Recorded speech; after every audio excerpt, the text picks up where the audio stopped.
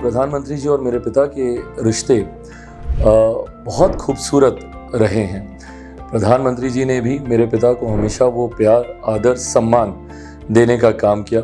एक राजनीतिक परिचय से ज़्यादा व्यक्तिगत परिचय दोनों के बीच में रहा।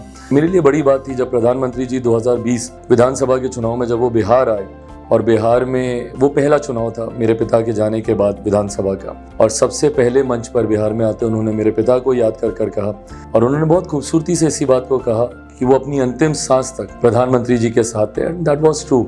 मेरे पिता ने हर संभव प्रयास किया कि जो जिम्मेदारी प्रधानमंत्री जी के द्वारा उनको दी गई है उन जिम्मेदारियों को वो बखूबी निभाएं। प्रधानमंत्री जी ने भी मेरे पिता के द्वारा किए गए हर कार्य को सराहने का काम किया, और आज भी हर मन से मेरे पिता को जाने के बाद जब प्रधानमंत्री जी उनको याद करते हैं तो अपना दोस्त, मित्र, एक करीबी साथी, इस तरीके से उनको जब वो संबोधित करते हैं, एक पुत्र होने के नाते मुझे अच्छा लगता है।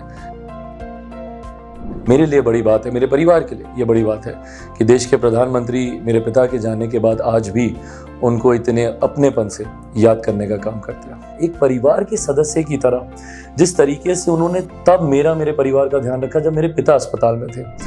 सोचिए, देश का एक प्रधानमंत्री दिन में 2-2 बार आपको फ़ोन करता। रोज़ सुबह 8:30 बजे उनका डायरेक्टली मेरे मोबाइल पर फ़ोन आता था।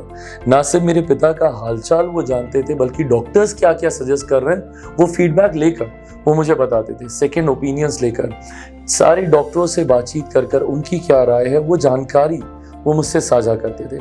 एक परिवार का कोई बड़ा सदस्य अपने परिवार के लोगों की जैसे देखभाल करता है, प्रधानमंत्री जी ने वैसे ही मेरे परिवार के साथ उस दौरान किया।